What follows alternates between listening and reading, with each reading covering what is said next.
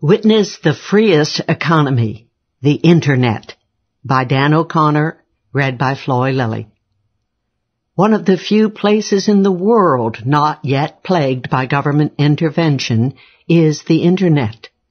Although some governments in certain parts of the world have infiltrated the activities of the Internet to varying degrees, it remains the closest thing to a purely free economy that we can identify in the modern world. On the Internet, the beautiful aspects of human nature manifest themselves, and we see individuals and companies maximizing their talents and resources for reasons of profit, pleasure, altruism, and mere progress in itself. Given that the government neither inhibits the activities of the Internet nor props up or favors any particular actors or individuals, perhaps we are witnessing the closest thing to a free market that man has ever witnessed. Although many consider the America of the 19th century to be the closest thing to a purely free market, in fact, congressmen constantly acted in favor of certain individuals, leading in some cases to monopolistic advantages. Ironically, at the end of the century, the government intervened in an attempt to break up monopolies. So here we are in a World Wide Web that connects people from all parts of the world, allowing them to exchange whatever they want with one another.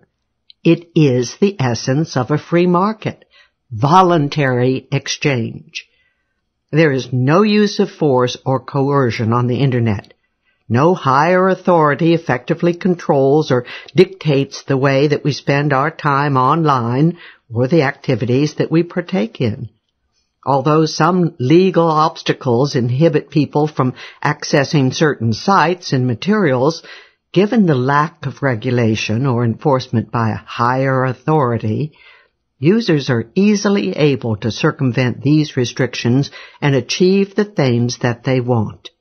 As it evolves, we begin to witness the endless potential that exists within the Internet and the unquantifiable benefits it provides to society.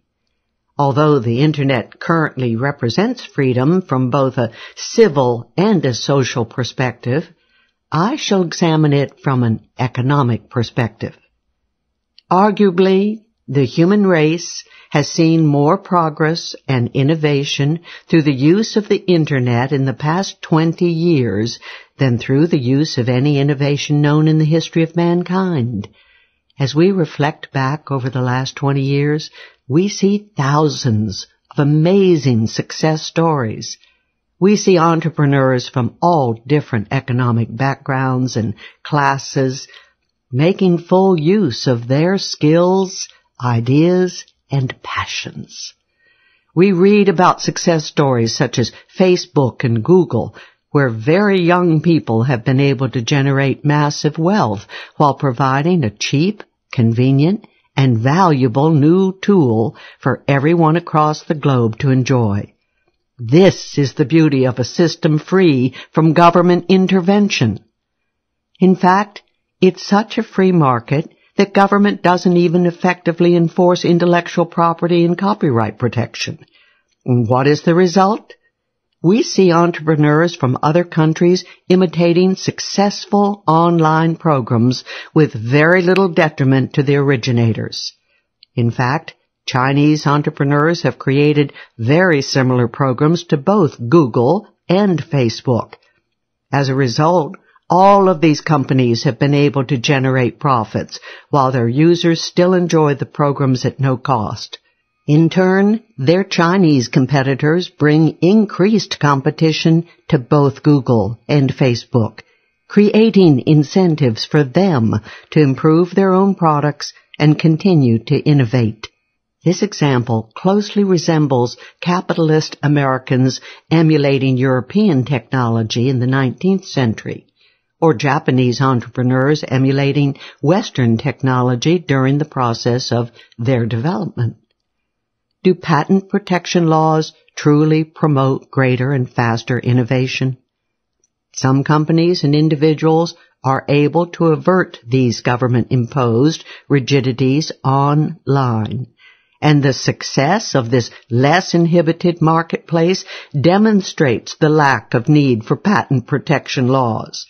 If patent protection laws, taxes, and legal tender laws were completely eliminated from the Internet, we would then see a purely free market. Although this is not foreseeable given the world's current political system, we can still continue to enjoy the advantages of this relatively unfettered aspect of modern society.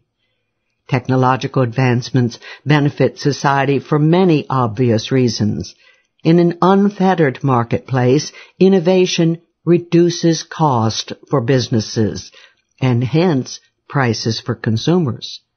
For example, in the past, some families spent several $100s every few years just to update their encyclopedia set, even though all of the content in these encyclopedias was publicly accessible. The encyclopedia companies merely compiled the information into a more concise format. Although these companies provided a very valuable product to society, there is now a decreased need for physical encyclopedias due to the increase of information available on the Internet. Let us hope the Obama administration does not attempt to bail out Britannica anytime soon. We began to see so many things being offered on the Internet, not only for very cheap prices, but for free. Information that used to cost individuals and companies exorbitant fees can now be found on the Internet freely, thus allowing individuals and companies to spend that money elsewhere, improving their own operations.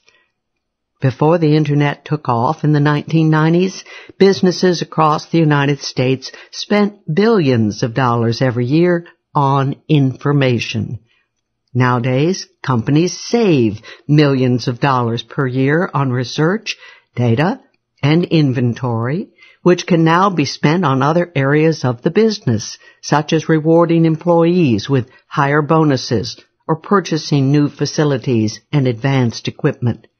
The economy as a whole is operating more efficiently, as overall costs and expenditures have gone down. Often the most neglected benefit of technology for society is decreased prices. During and after the time of the Industrial Revolution in the United States, we witnessed a myriad of price reductions across most industries. As prices dropped and the cost of living decreased, individuals and entrepreneurs were encouraged to identify other niches throughout the market and introduce new technologies. Unfortunately, much of modern society has a hard time grasping the benefit of price decreases, while central banks throughout the world continue to print money, which leads to price increases. In modern times, we can purchase almost any sort of product via the Internet and can access almost any information that we desire. When we consider the vast number of people and companies throughout society that earn profits by merely providing information, we can only imagine the enormous cost that can be saved as a result of more accessible and cheaper, often free, information now available to all of society online. What is even more encouraging is that we see the providers of this information doing so for reasons other than profit, a reflection of man's pursuit of passion and his innate sense of compassion. Unfortunately, as has always been the case, the Internet and its infinite value to society is threatened by a ubiquitous force, government. As we've seen throughout history, when companies become threatened by competitors, they do whatever is possible to prevent or squash competition, often through the use of government force. In the 1930s, unions used various means for lobbying in D.C. in an attempt to introduce a minimum wage law, which ultimately passed. Smaller companies who could not afford to pay these increased wages were soon forced out of business. Sure enough, various actors in D.C. are now lobbying to regulate the Internet. In April 2009, AP began to publicize a widespread attack on Google, arguably the most successful company and widely enjoyed technology of the past 10 years. As more and more information-providing companies see their revenues dwindle as a result of better and more convenient information being provided by competitors on the Internet, we can be certain that a greater number of companies will congregate in D.C. to propose greater regulation. Let us hope our government is stern enough to defend the Constitution as it was written with the intent of dealing with this type of dilemma. The First Amendment, freedom of the press, was most strongly emphasized by Thomas Jefferson. He stated, "Where the press is free, and every man able to read, all is safe." The Internet is a model of the free market. It represents all of the aspects of capitalism that we cannot witness in our current offline world due to the high level of government intervention that pervades our society. Online, we see widespread competition, low barriers to entry, voluntary exchange, rapid technological advancements, decreased prices, and a flowering of creativity.